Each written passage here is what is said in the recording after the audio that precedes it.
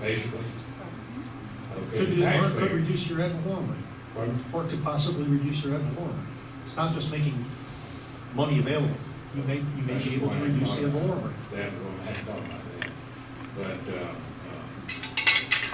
we assume it releases money to do something else with. I think you would owe it to the taxpayer, say, what are you gonna do with that extra money you have?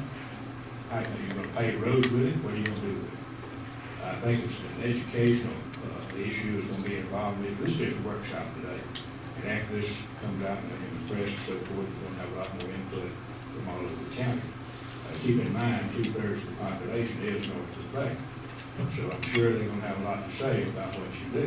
So, it's gonna require education, what's the benefit to the people, north of the bay, to raise their taxes. And if you do a good job in that, you should be okay. You're right, it's gonna be a tough battle.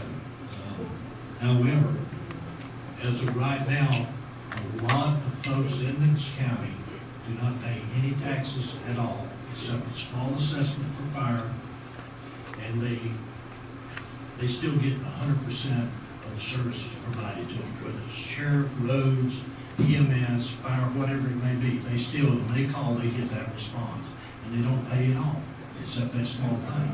So that's how we're looking at it, and I know Mr. Bill over here, Ms. Cindy, and David, we could get a reduction in the millage rate, but we're so cut down right now, I wouldn't advocate that, because it'd be better to take the savings that we may have had for ad valorem and use it toward maybe get some additional roads in Cindy's district, or mine, or some other project out there. But anyway, I'm just thinking it needs to be more equitable for everybody to pay a little bit towards their fire protection. EMS ain't there, and the sheriff's office, obviously, they respond no matter what. I don't think there's any question that should happen. But I do say, if it does, and I think it will, something's gonna happen, something gotta give. 20 years and nothing, being raised is ridiculous. Quarter mill's gonna be about 2.5 million. And Mr. Chairman, I understand that, at least for what's the discussion, we've got a number on the table. I would hope, and I realize we can't commit future boards to say that we're gonna do this, but I would hope it's the intent of the future boards to continue to phase this in so that over a period of time, whatever that period of time is, we become more and more equitable to covering the costs of fire with the assessment that goes with the various properties, whether it's residential, commercial, or land. And I certainly agree with Commissioner Meadows about the fact that we could have a huge increase depending upon the development of 331. And so that each year, we need to keep that, but we need to be, I think, striving towards making this more equitable. I don't know that we could ever do 100% in the year one. I just think that that's not going to work. But even at the 25% rate, I understand Ms. Nielsen's concept too. It's in it. But I think if we targeted the 25% rate, but said there's a cap of perhaps the 39.5% rate, which is $150, and as Commissioner Commander pointed out, that we can't go up from there, but could come down by the time we make the final determination. It would give us some room for making those calculations so that when we did the July workshop, we'd know whether or not we'd want to reduce ad valorem rates, or whether or not we want to use that money for sheriff's vehicles, or whatever the situation might be at the time. So, Do we even have, I have two questions. I have Anyone else want to one. speak? Come on up, sir. Okay, Wanda, what is a quarter a mil to the average homeowner tax property? What would, 25 cents per $1,000 in a day. sir? 25 cents per $1,000. Okay, so 25 cents, so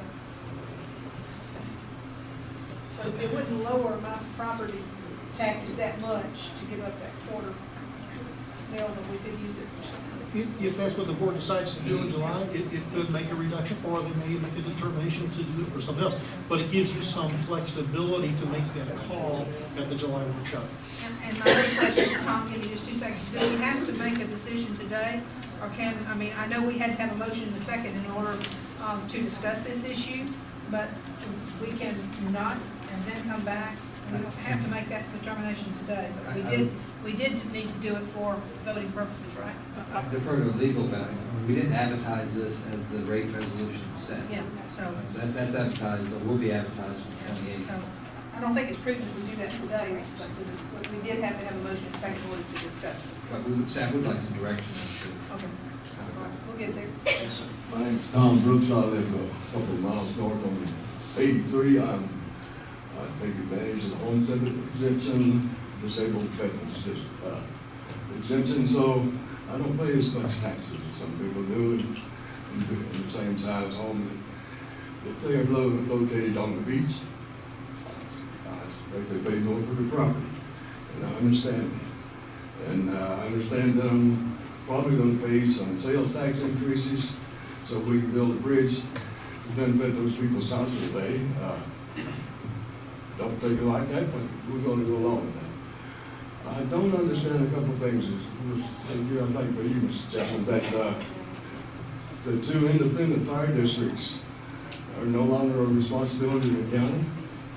Fire service in the whole county is a county responsibility, isn't it? It is, but you all took the position when you went for a referendum in your district to have it independent.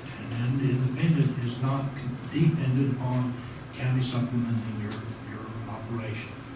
Does that affect the medical calls also, or does the majority of our calls are medical or auto accidents? You were set up as an independent fire district, and that does not affect the EMS.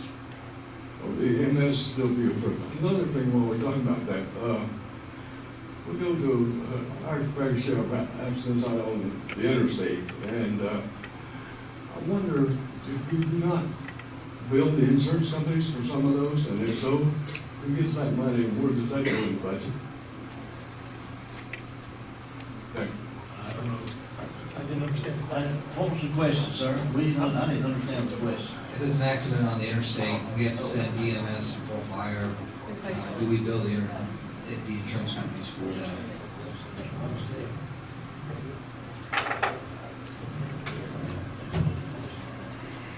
We do ambulance bills. Here's the ambulance bill. Commissioners. We didn't do fire bills. Mr. Chair, thank you, Rick Talbert, Fire Chief, South Walton Fire District. I'm here today representing the fire departments here in Walton County as chairperson of the Walton Fire Council. Quickly, and Camille may be able to assist with this, but I believe billing for motor vehicle accidents, which was once permitted by an act of the legislature, cannot be done. At one point it was. I know in my previous work life, Ms. Tharp and her crew tried to help me in the municipality I work in do that, and it was defeated soundly. But I know by legislative act it cannot be done anymore.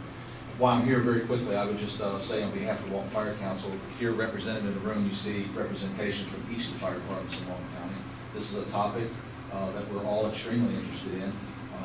We understand and appreciate the diligence that you're going through to try to come to some sort of resolution that, from our point of view as your fire chiefs and fire chiefs that are representing this room, to us it's mostly and more about, for us, we understand the decisions you have to make about ad valorem and all of those things, but it's about sustainability, sustaining your local fire department, because we know that all emergencies, just like all politics, are local. That fire, that brush fire, that automobile accident, that medical call, they're performed, the functions and that service level is provided by your firefighters. It's not a separate entity of EMS. We call it EMS, but those paramedics and emergency medical technicians and first responders are all firefighters.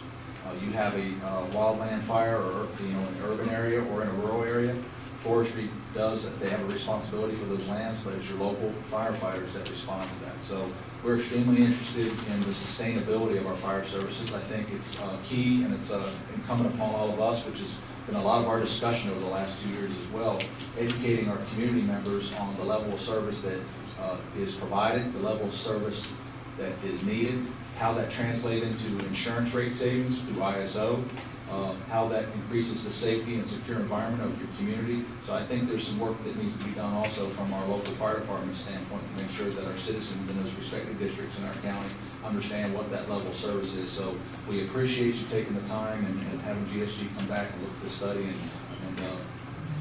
thank you. Thank you. Anyone else? Mr. Chair, I guess what we need to do is we're looking then for direction to staff, and I appreciate that. I mean, we put on the table for discussion and a 25% rate.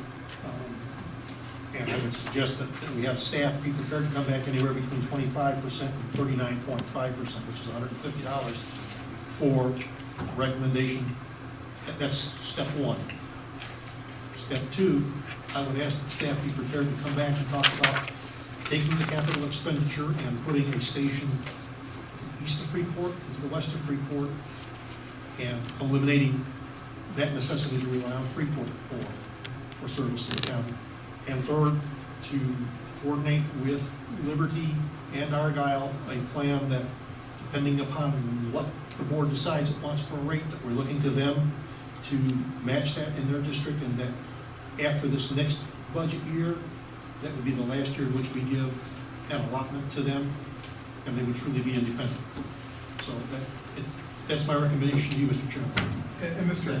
Before we get a second, do you want to include hardship language in any proposed resolution? You want that back to you by that date? I'd like a little clearer on what would constitute a hardship, and who would make that determination. Okay. I do have a question, sir.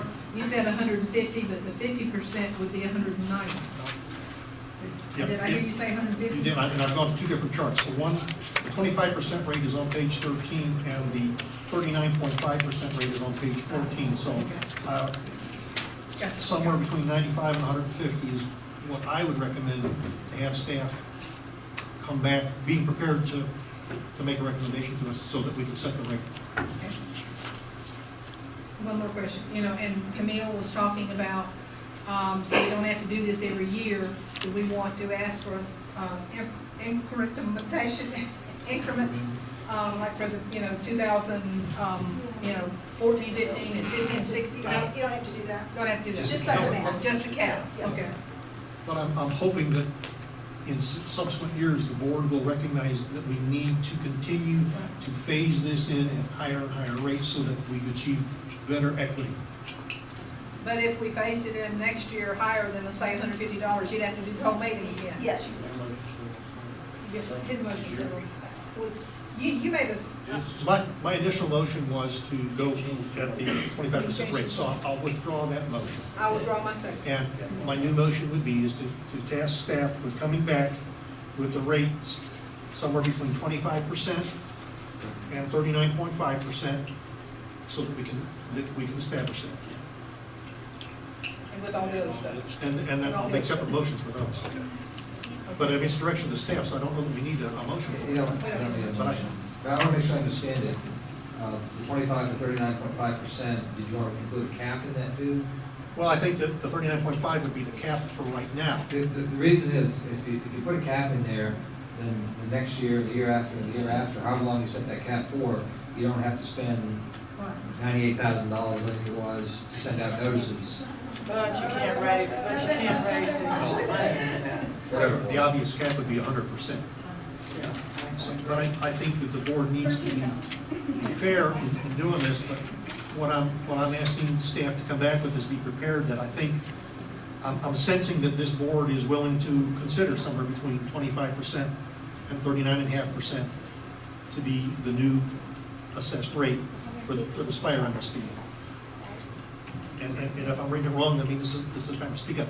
The second direction would be with regard to, for this next fiscal year, already have in place fire stations east and west of Freeport to take over that responsibility and staffing.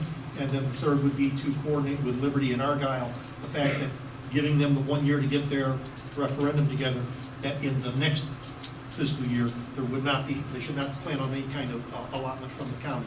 And hardship language. And a determination with the hardship language. I guess my only is to say, as Camille said, if we put a higher cap, then we don't have to re-advertise next year and the next year and the next year. So, but we don't have to go that high. We can go lower, but we can have a higher cap. Should we set it a little higher just so we have discretion in 14, 15, and 15, 16 to raise it if we want to? Mr. Chair, just to be clear, Yeah. when we send out the notices, they're going to say the amount you're going to be charged for fiscal year 13, 14 is $100. And the amount that you could be charged in future fiscal years might be $150. You can't exceed that $100 next year, and then you can't exceed the $150 in future years. So you're setting a max actually for this next year that you can't exceed, but then after that, you've got a cap for how far you go. And it's only for notices, and it's $13,000 a year. It's that you're saving in notice costs. Because if you go beyond that $150, say, then you're just having to send new notices. We can come down, but On we the don't max have to rate. send out new notice. I understand, and my intent for staff was to come back and look at our options within that range for this next year between 25 and 39.5. I didn't mean to put a cap that was at 39.5, and Okay. you could even put it at 100%. You because could, you've got a your little cap bit would be over you need. 100%, but that's $379 would go in the notice. And you know, go ahead. Question, you talked about Freeport, Liberty, and Argyle. The other one that we send funds to is City Education.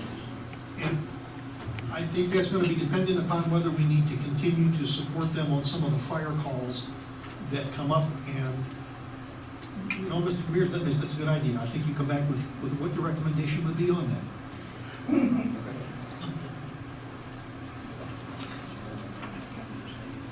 His direction. Yeah, I think the max ought to be the 100% though, because We can always come down. I think you're gonna get there very quickly with the development that's gonna happen. And Commissioners, I mean, you're not even limited by 100% in the notice. You could even say, because of the inflation issue, you could even say 150%. I mean, that's Oh, I know, I know. or a cap. That's something we can support. How many years, well, I guess if you decided to just go ahead and redo the study in year 3. Mr. Chairman, motion to adjourn. Second. A motion second, all those in favor? Aye. Opposed, motion carried.